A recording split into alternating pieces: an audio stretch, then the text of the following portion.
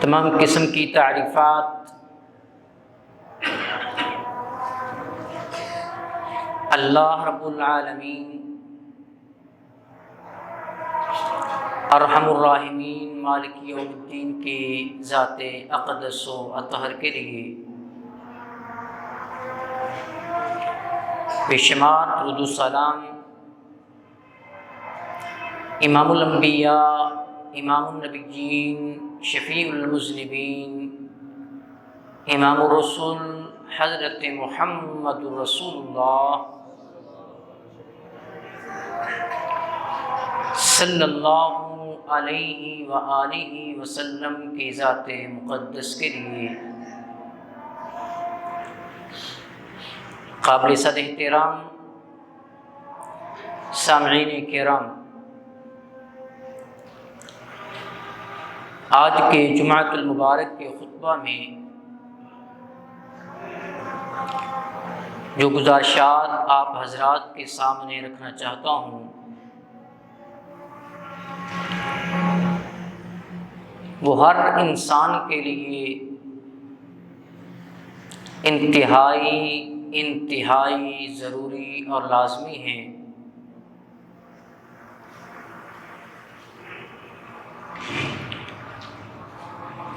کہ مقصد حیات انسان کی زندگی کا مقصد کیا ہے۔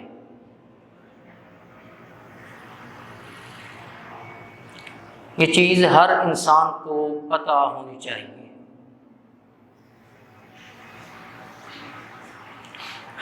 مقصد حیات سے آگاہی، واقفیت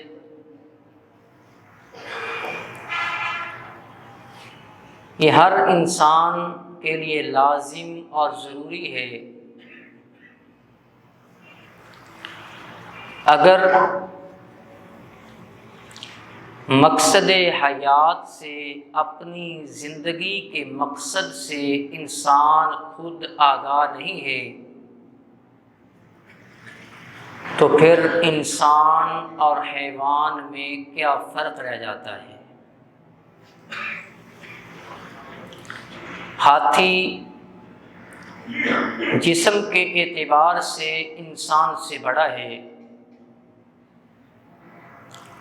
شیر گوشت کھانے کے اعتبار سے انسان سے زیادہ کھاتا ہے، قد کے اعتبار سے بڑی بڑی مچھلیاں اور بڑے بڑے جانور ایسے ہیں جو انسان سے بڑے ہیں، قوت شامہ کے اعتبار سے، سونگھنے کی قوت کے اعتبار سے کتنے جانور ہیں جن کی قوت شامہ سونگھنے کی حس بہت تیز ہے، مگر اللہ تعالیٰ نے انسان کو اشرف المخلوقات بنایا ہے۔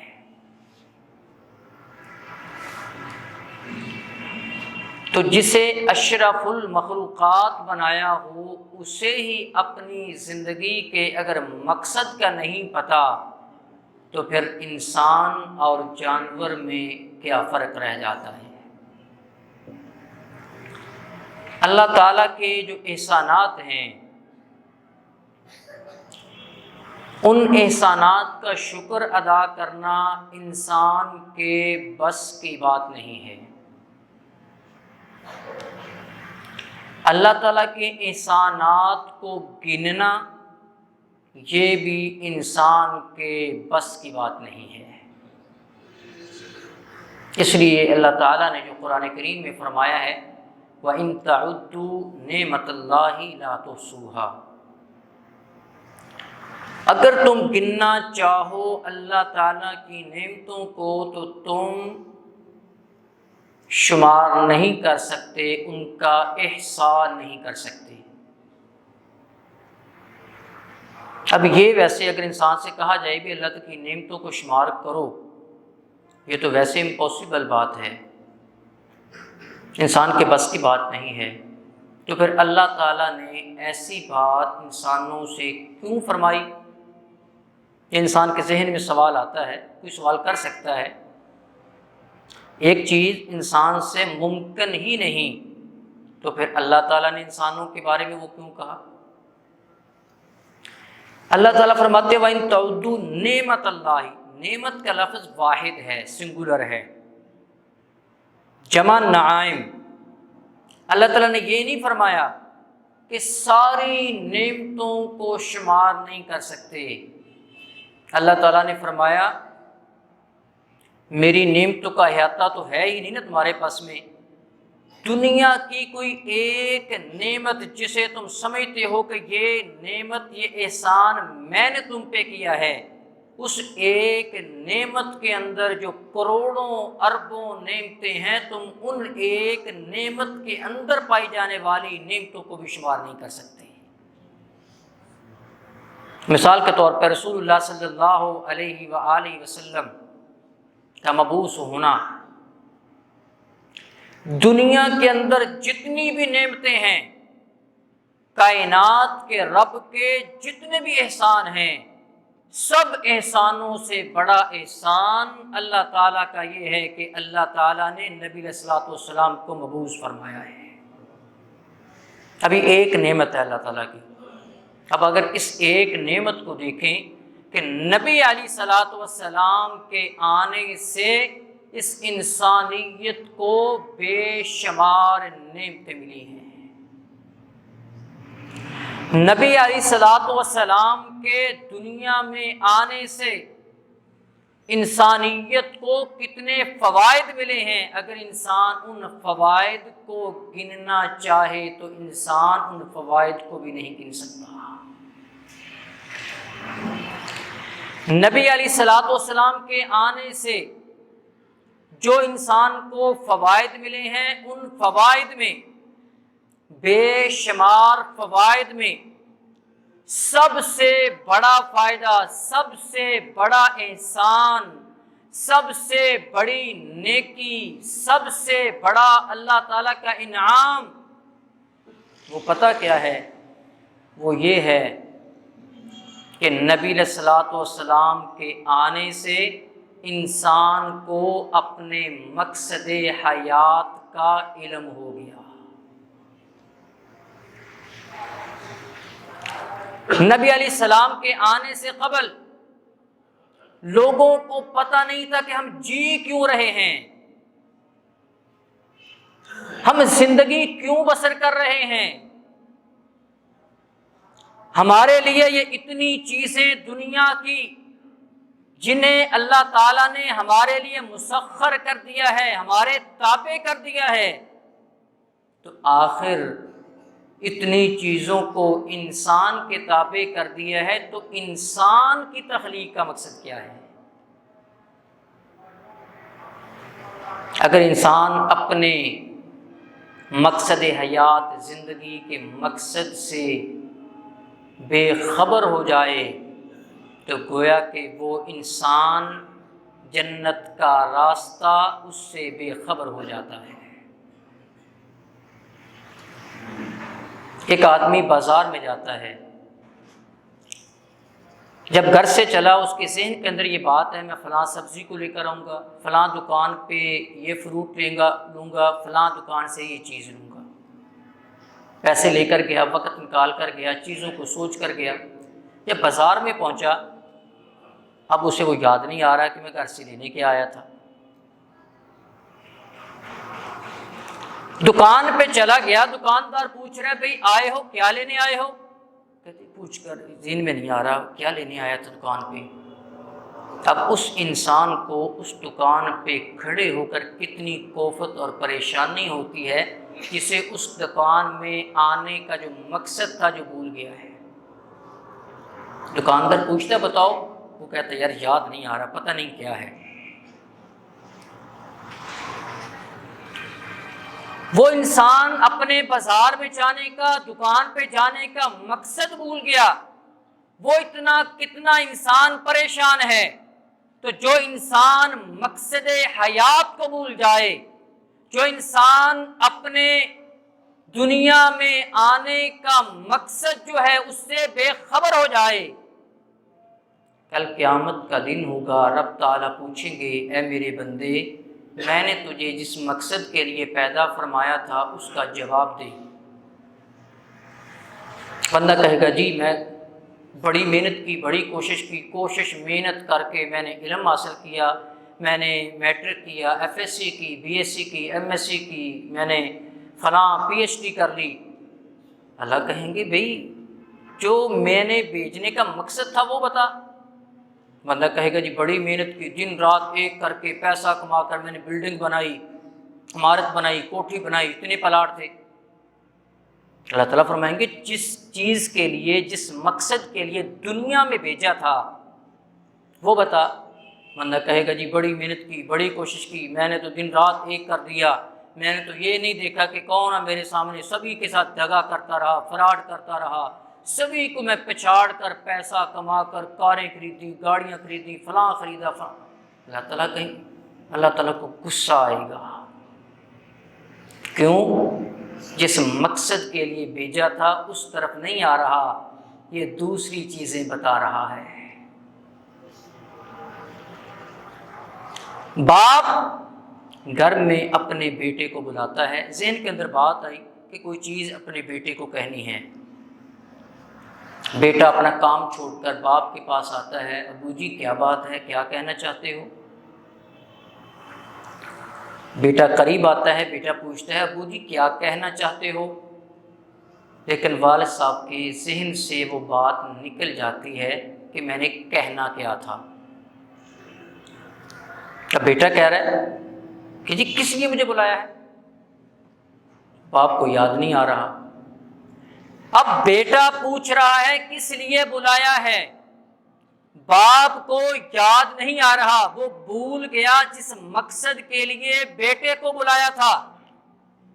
جو چیز بیٹے کو بتلانی تھی، جو نصیحت کرنی تھی، جو چیز منگوانی تھی، جو بیٹے سے بات کرنا تھی، باپ اسے بھول گیا، بیٹا پاس کھڑا ہے۔ اس باپ کو کتنی پریشانی ہوتی ہے کہ جس مقصد کے لیے میں نے بیٹے کو بلایا ہے اب وہ مقصد میں بھول چکا ہوں، وہ کتنا اپنے آپ کے ساتھ اس وقت پریشان ہو رہا ہوتا ہے۔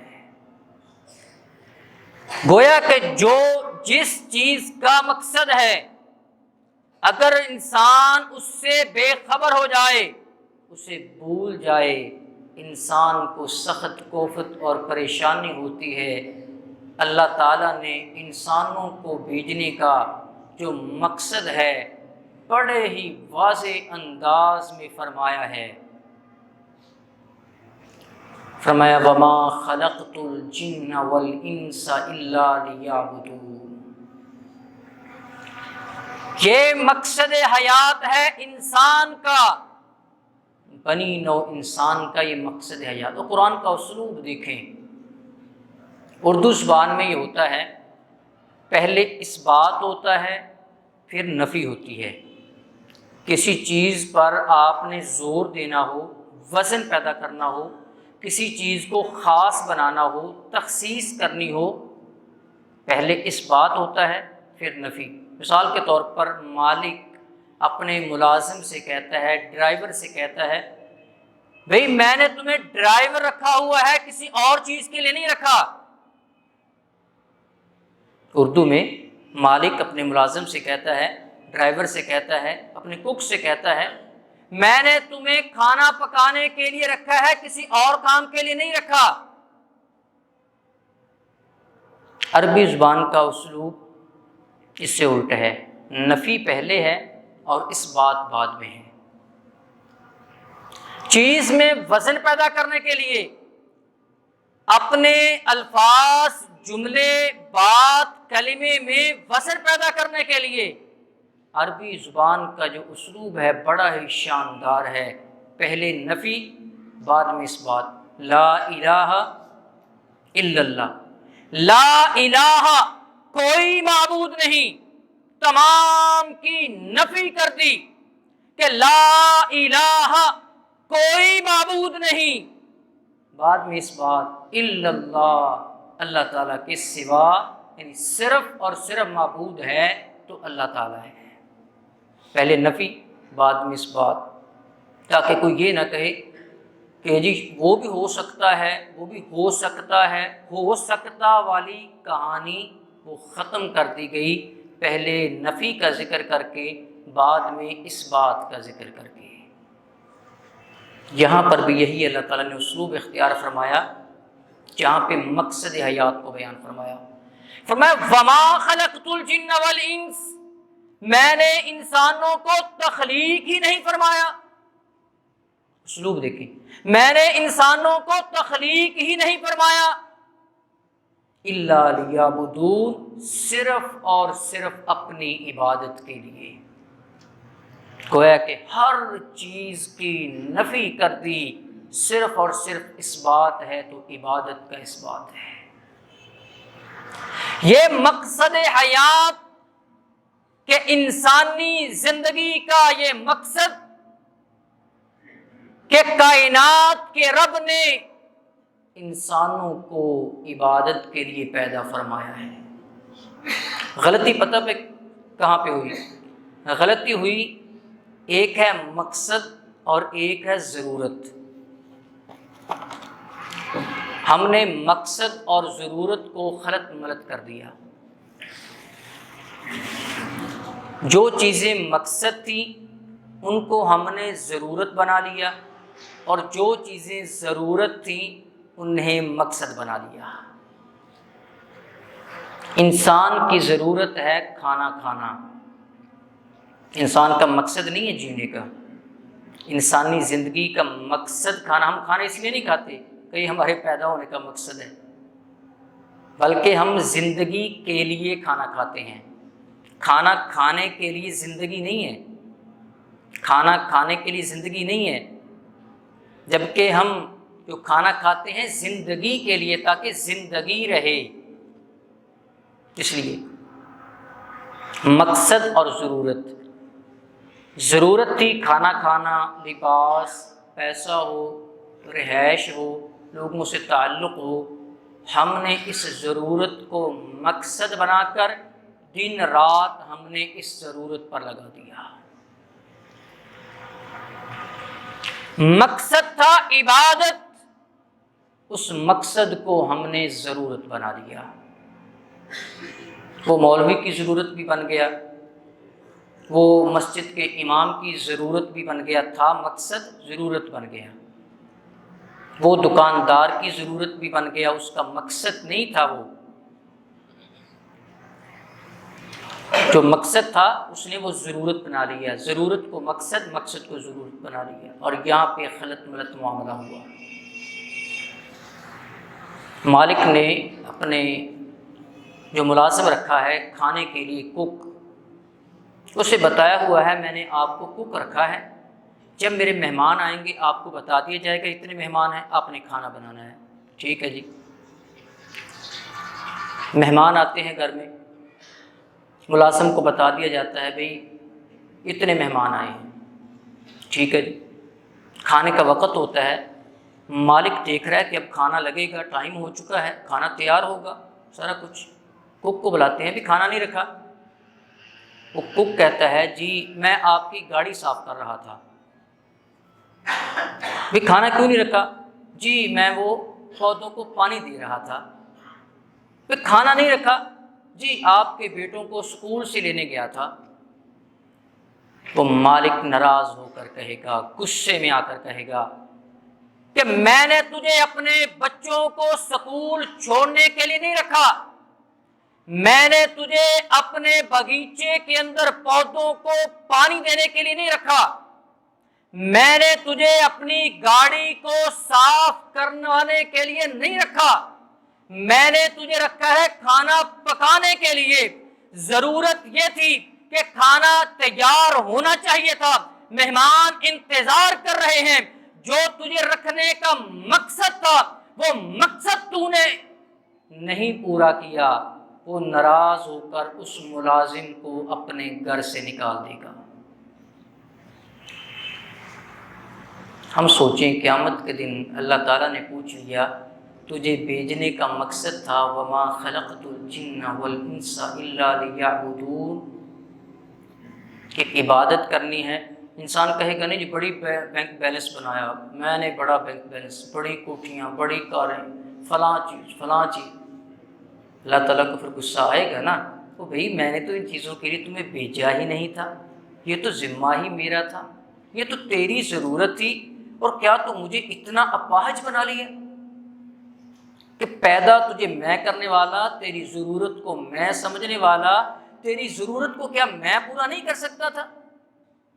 میں نے تمہیں اتنا 360 جوڑ کر بنا دیا، ایسے جوڑ بنا دیے کہ جو جوڑ کائنات کی ساری مشینری مل کر بھی اس جیسا ایک جوڑ بھی نہیں بنا سکتی۔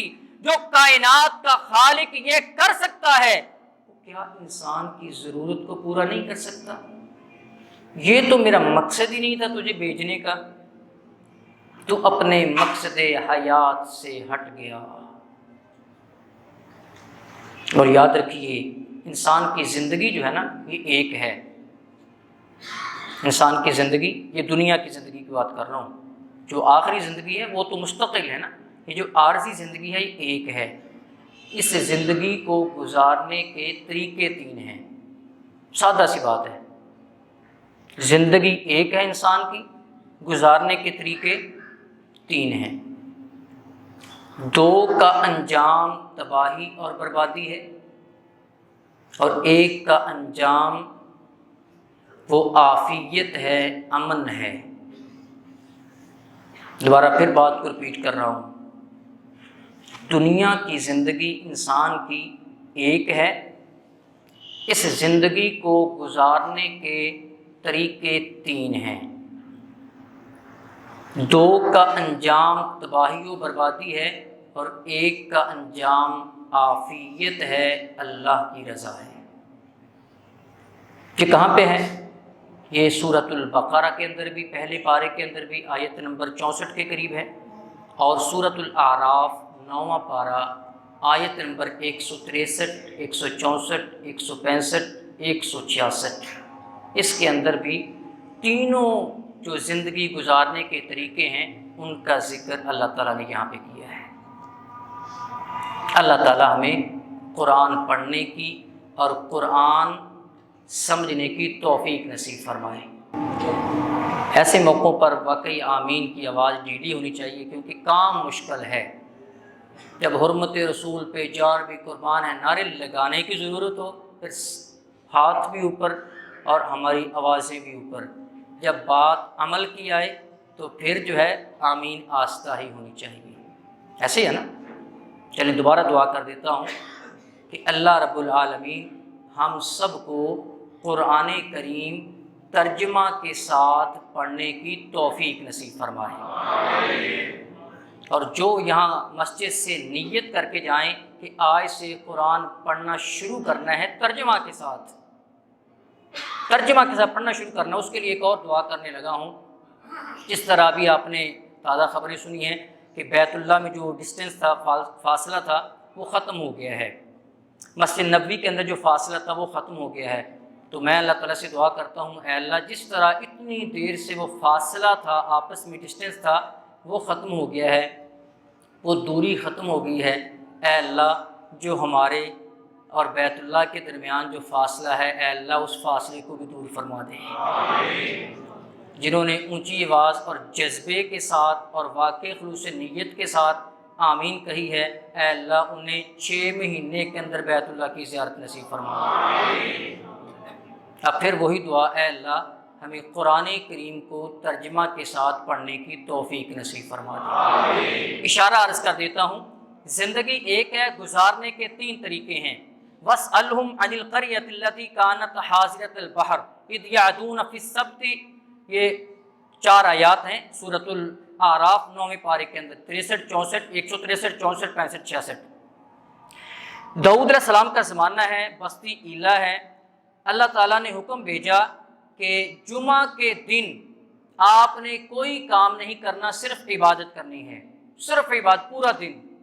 ہم تو خوش نصیب ہیں، میں اس اعتبار سے لوگوں کے اعتبار سے خوش نصیب ہیں، صرف 1 گھنٹہ ہمیں کہا ہے جمعہ کے لیے نکالو، مسجد میں آؤ، اور وہی توفیق نہیں ہمیں ملتی۔ کوئی آ رہا ہے، جمعے کو شروع ہوئے 15 منٹ ہو گئے ہیں، کوئی آ رہا ہے کہ 10 منٹ ہو گئے ہیں، کوئی 20 منٹ، پورا دن کہا جمعے کا صرف عبادت کرنی ہے، کوئی کام نہیں کرنا۔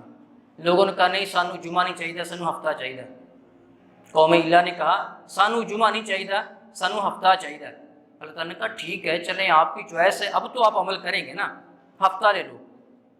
ہفتہ کے دن کوئی کاروبار نہیں کرنا، کوئی کام نہیں کرنا، صرف عبادت کرنی ہے۔ اب کیا ہوا؟ اللہ تعالیٰ کی آزمائش تھی۔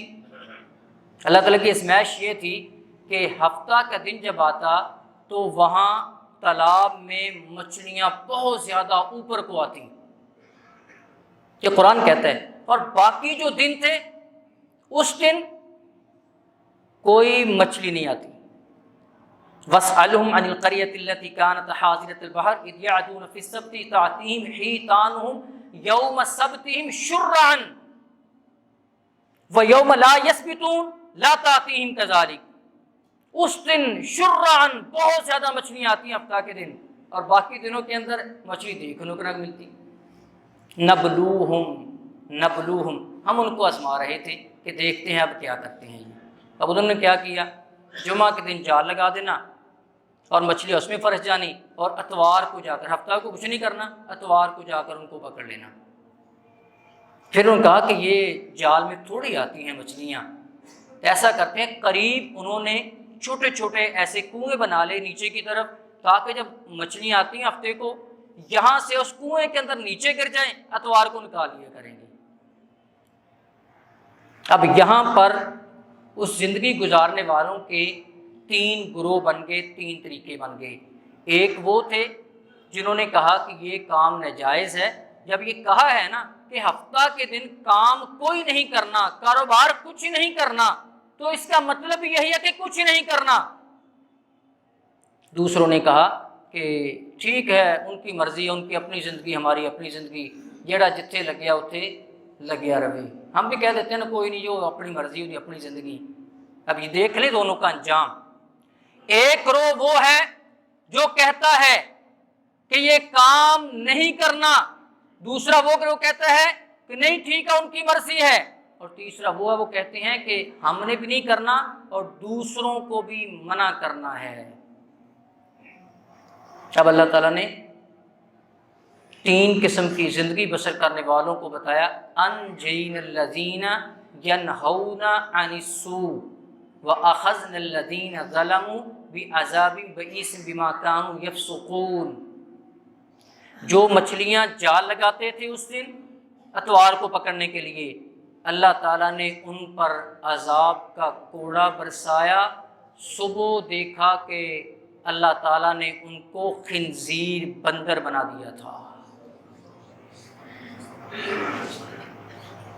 اور کس طرح کے بندر بنایا تھا کہ شکل سے وہ نظر آ رہا ہے کہ یہ کون تھا، یہ فلاں تھا، یہ فلاں تھا، یہ فلاں تھا، یہ فلاں تھا، باقی داڑھ وغیرہ سارا وہ بندر کا ہے، صرف چہرے سے پہچانا جا رہا ہے کہ یہ وہ شخص ہے، یہ وہ شخص ہے، یہ وہ شخص ہے۔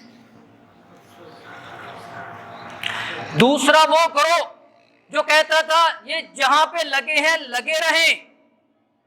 وَإِذْ قَالَتْ أُمَّةٌ مِّنْهُمْ لِمَ تَعِظُونَ قَوْمًا اللَّهُ مُهْلِكُهُمْ أَوْ مُعَذِّبُهُمْ عَذَابًا شَدِيدًا قَالُوا مَعْذِرَةً إِلَىٰ رَبِّكُمْ وَلَعَلَّهُمْ يَتَّقُونَ۔ اور بلکہ وہ جو تبلیغ کرتے تھے ان کو کہتے تھے لِمَ تَعِظُونَ، تم کیوں واعظ کرتے ہو، لوگوں کو کیوں برائی سے روکتے ہو، کیوں انہیں روکتے ہو کہ یہ جال نہ پھینکیں، تم کیوں انہیں روکتے ہو کہ یہ کنویں نہ کھودیں، نہ روکو۔ مہلکہم و معذبہم، اللہ تعالیٰ ہلاک کرنا چاہے ہلاک کر دے، عذاب دینا چاہے عذاب دے دے۔ وہ کہتے تھے قالوا معذرۃ الی ربکم، ہم اللہ تعالیٰ کی بارگاہ میں سرخرو ہونا چاہتے ہیں، ہم تیرے بندوں کو برائی سے روکتے تھے، ولعلہم یتقون، اور ہمیں امید ہے آج نہیں کل، کل نہیں پرسوں، یہ ضرور ان میں سے کوئی نہ کوئی ضرور ان کو راہ راست نصیب ہوگا۔ اب یہاں پہ زندگی ایک تھی، گزارنے کے طریقے 3 تھے، 2 کا انجام تباہی و بربادی، 2 گروہوں پر عذاب کا کوڑا برسا، بندر بنا دیے گئے، صرف وہ گروہ بچا کہ جو نیکی کرتا تھا اور لوگوں کو برائیوں سے روکتا بھی تھا۔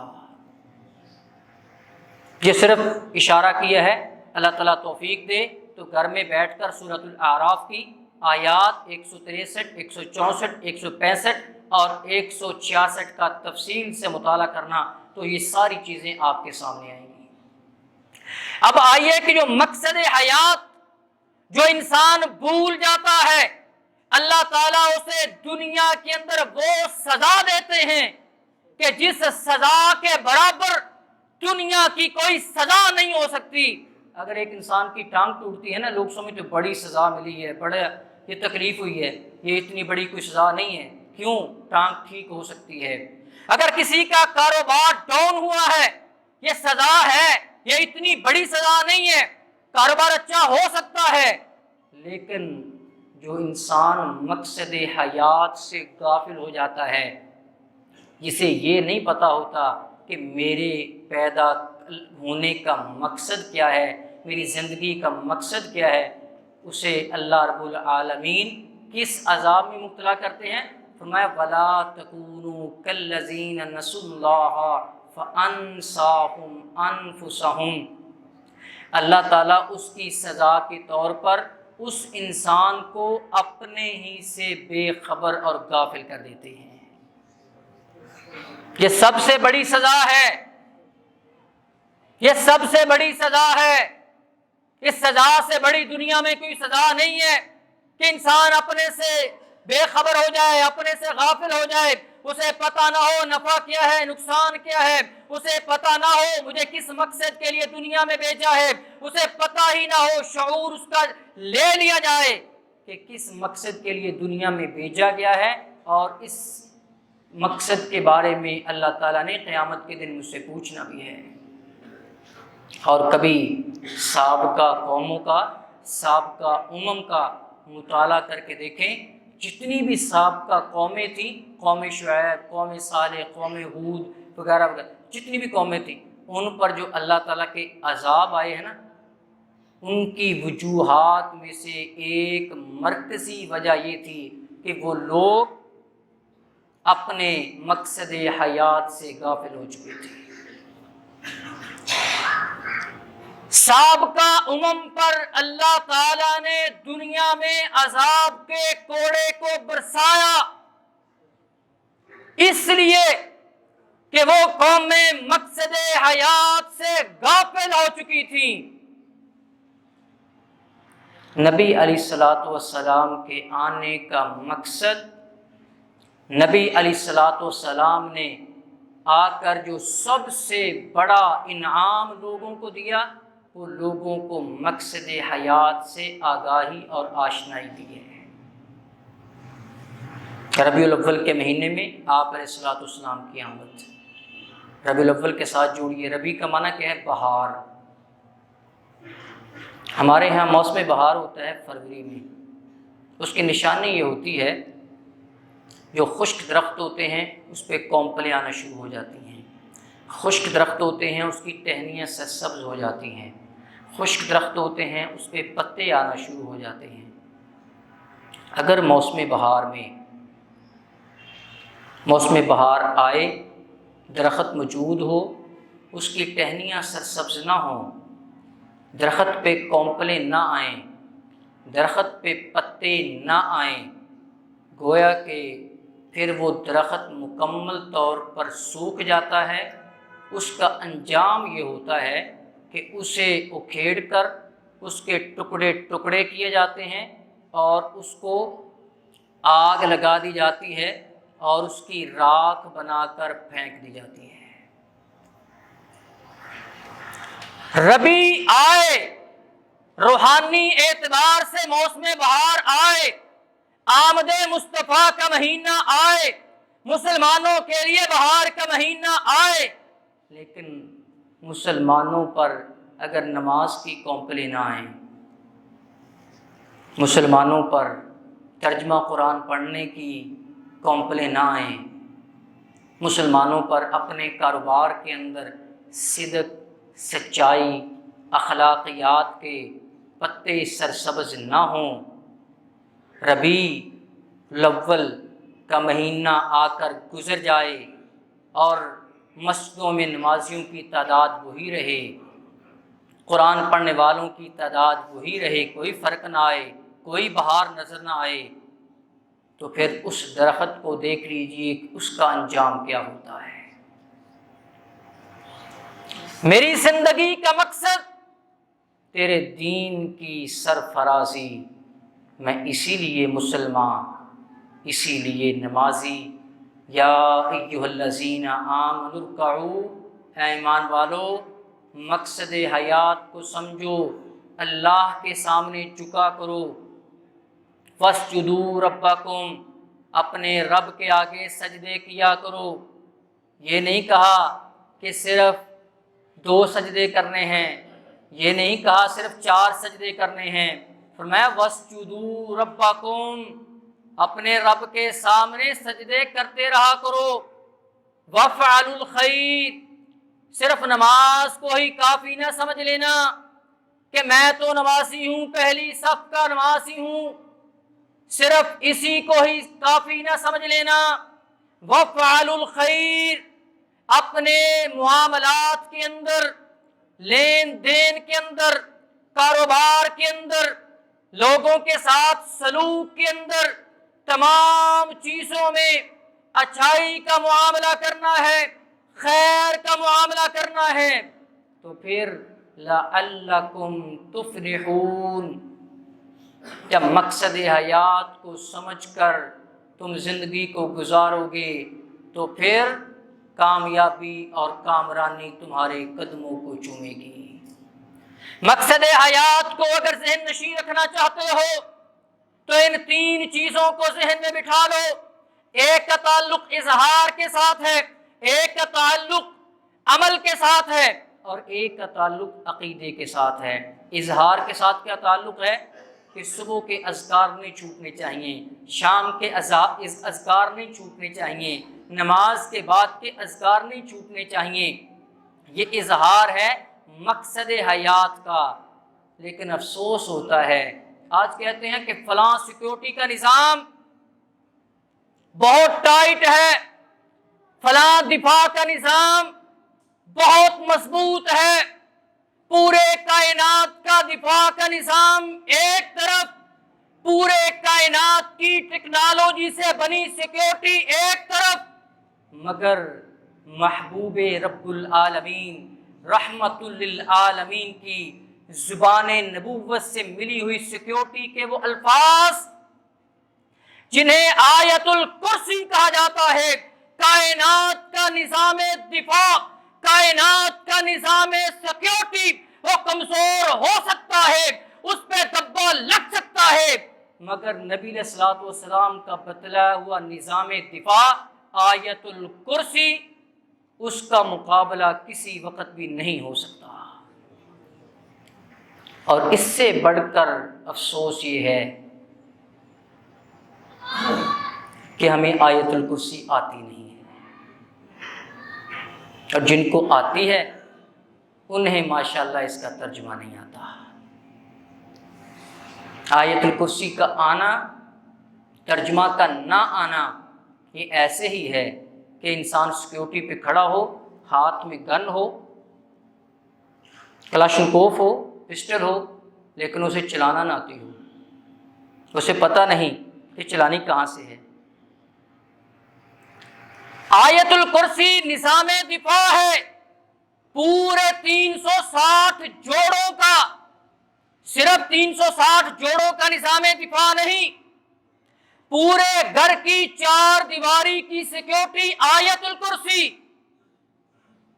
لیکن مسلمان کو آیت الکرسی کا ترجمہ نہیں آتا۔ کپڑے کا بنا ہوا ماسک ہو سکتا ہے، ماسک لگایا ہو جراثیم پھر بھی داخل ہو جائیں، پلاسٹک کا ماسک لگایا ہو پھر بھی ممکن ہے کہ جراثیم ہو چلے جائیں، شیشے کا ماسک لگایا ہو پھر بھی ممکن ہے کہ وہ بیماری لگ جائے، مگر ان ساری چیزوں سے بچنے کے لیے جو ماسک نبوت کی زبان نے بتایا تھا وہ آج امت مسلمہ کو یاد ہی نہیں۔ وہ کیا تھا؟ بسم اللہ الذی لا یضر مع اسمہ شیء فی الارض ولا فی السماء وہو السمیع العلیم۔ میں یہاں سے 200 افراد اٹھا سکتا ہوں جن کو یہ دعا نہیں آتی، اور مسلمانوں کو، مگر ہر مسلموں کی بات نہیں کرتا، اور جو 2 باقی بچیں گے ان میں سے بھی 100-150 وہ ہوں گے جنہیں ان کا ترجمہ نہیں آتا۔ حضرات، اہل حدیثوں کو طعنے دینا، کسی مسلک پر طعن و تشریح کرنا یہ آسان کام ہے، لیکن بلا تفریق مسلک وہ چیزیں جن پر سبھی کا اتفاق ہے، اہل حدیث ہو، دیوبندی مکتبہ فکر سے تعلق رکھتا ہو، سنی مکتبہ فکر سے تعلق رکھتا ہو، مقصد حیات کو جاننا یہ ہر ایک کے نزدیک لازم اور ضروری ہے۔ ہمیں چاہیے کہ ہم مقصد حیات کو جانیں کہ اللہ تعالیٰ نے ہمیں پیدا فرمایا ہے تو کس مقصد کے لیے پیدا فرمایا ہے۔ اللہ تعالیٰ اسے جاننے کی توفیق نصیب فرمائے۔ وما علیہ الا البلاغ۔